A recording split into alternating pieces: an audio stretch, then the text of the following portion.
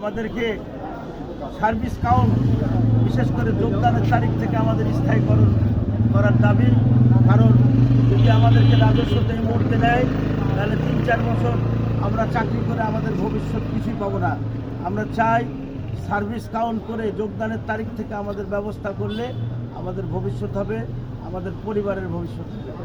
এই কারণে আমরা সার্ভিস কাউন্টের দাবি করছি।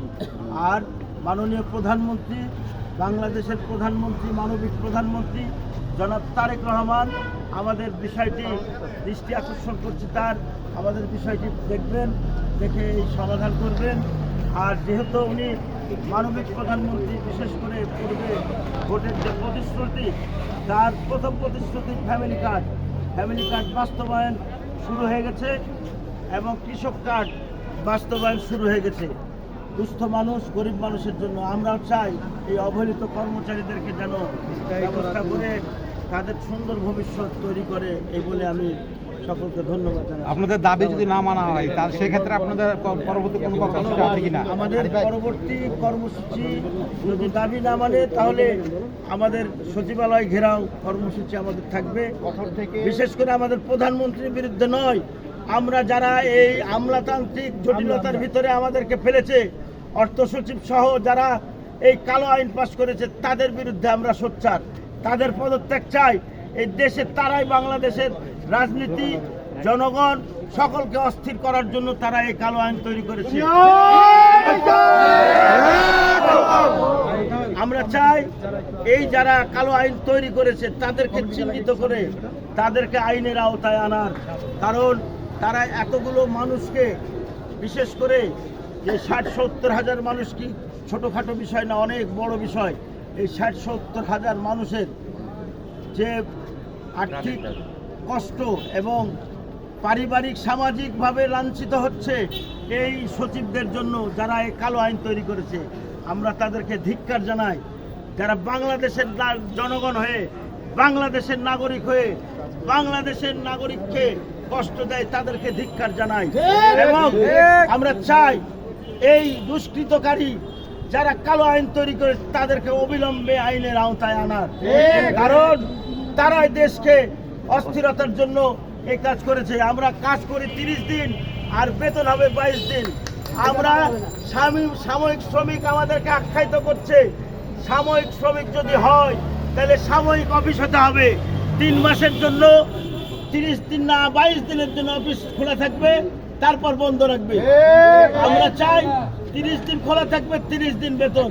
ধন্যবাদ সবাইকে।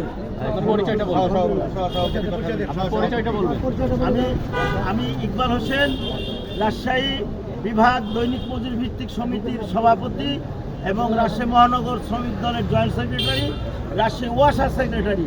ধন্যবাদ। অল্প বলবেন, ছোট্ট দাবি দাবাটা বুঝলে ছেড়ে দিন। দাবি দাবাটা তুলে ধরেন, তেলি হবে। আসসালামু আলাইকুম। আজকে আমাদের এই মানববন্ধন কর্মসূচি গোটা বাংলাদেশেই 64টা জেলায় একযোগে আমাদের এই দৈনিক মজুরি ভিত্তিক কর্মচারী সমিতির মাধ্যমে পরিচালিত হচ্ছে।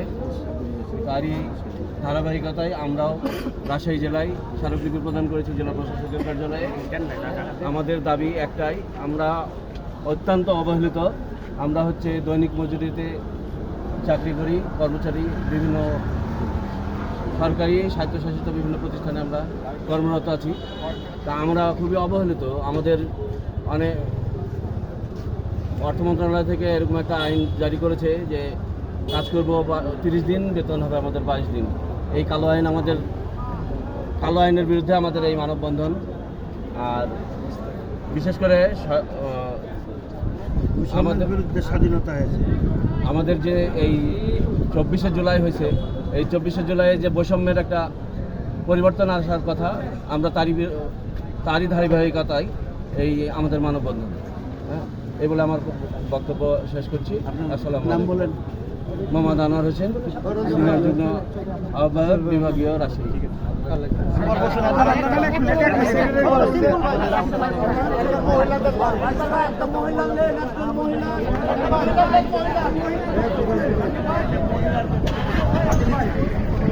আমাদের মহিলা নেত্রী আছে।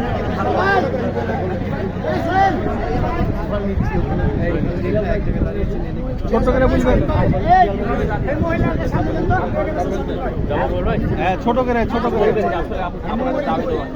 প্রিয় সহকর্মী ও সহযোদ্ধা ভাইরা, আমাদের দাবি, আমরা কেউ 30 বছর, কেউ 28 বছর, কেউ 25 বছর 300 টাকা বেতন থেকে আমরা এই কাজটা করি।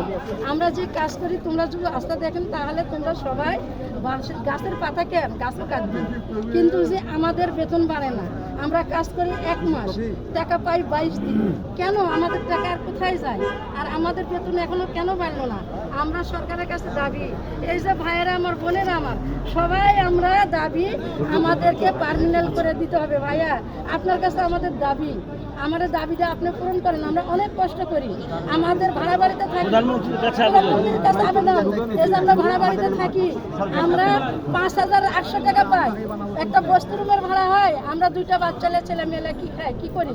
আমরা এই যে যখন বৃষ্টি হয়, 1 মাসে 1 হেঁটু পানিতে আমার ভাইরা আসে, এবং আমরা মিয়া মানুষ, আমরা ঝালদার মাত্র এই যে 5800 টাকাতে আমাদেরকে এনে নেয়।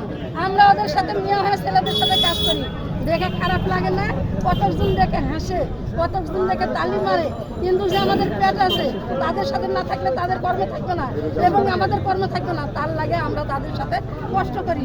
প্রধানমন্ত্রী তারেক রহমানের কাছে দাবি, আমাদের দাবিটা আপনি পূরণ করে দিবেন ভাই, আশা করি। আমাদের ছোট জনপদ